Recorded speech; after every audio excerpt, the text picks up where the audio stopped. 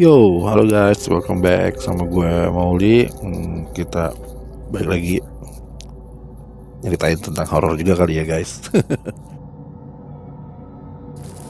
Oke guys, sebelum gue masuk ke cerita, gue bakal bacain cerita dari sahabat gue, sebut saja namanya Joe ya.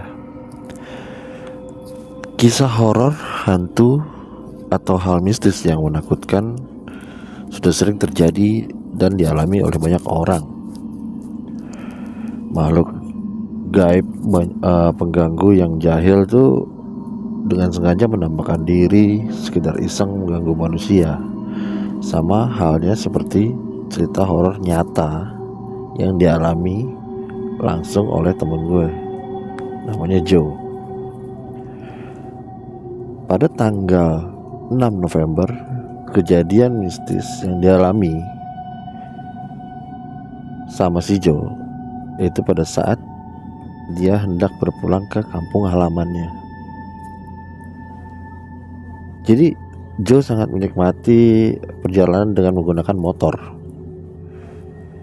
Ia menyukai semilir angin berembus menyejukkan ketika ia sedang perjalanan.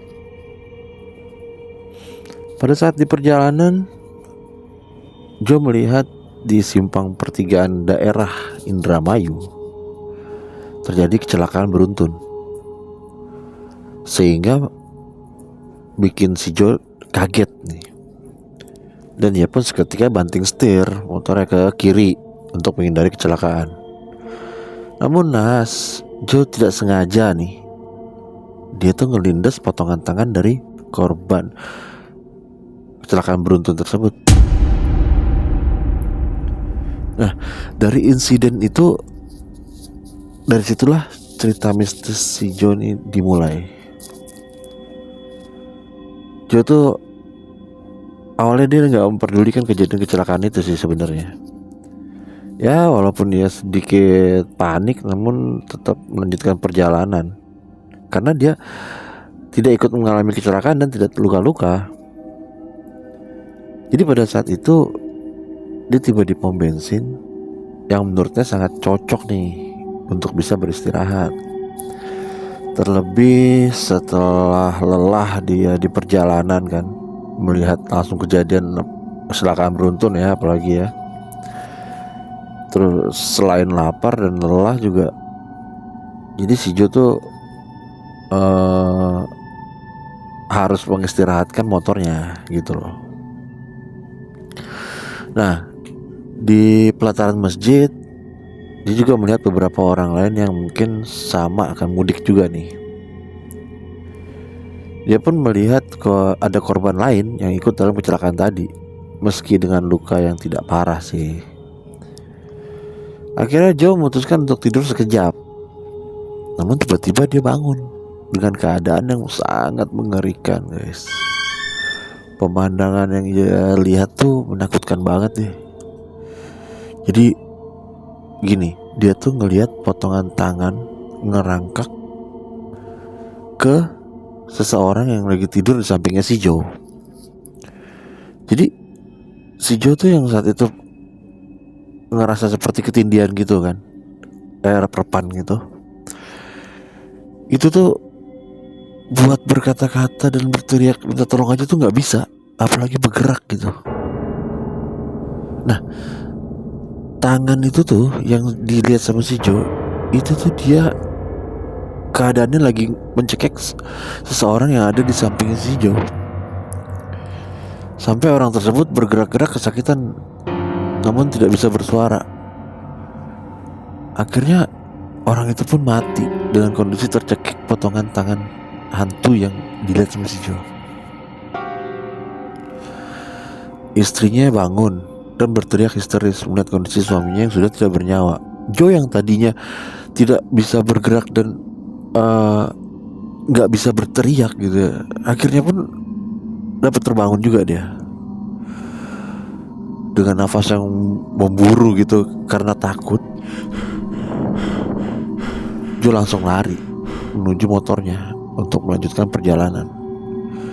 Namun guys, sayangnya Joe tuh lupa beli bahan bakar, minyak, bensin. Terpaksa dia harus berhenti lagi di pom bensin yang selanjutnya dong.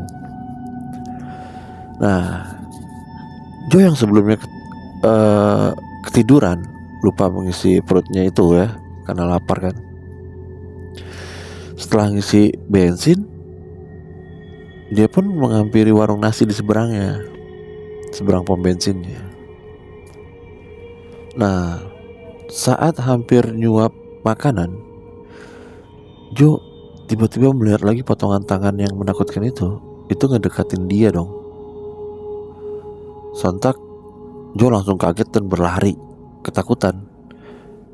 Begitu orang-orang lain yang berada di warung nasi itu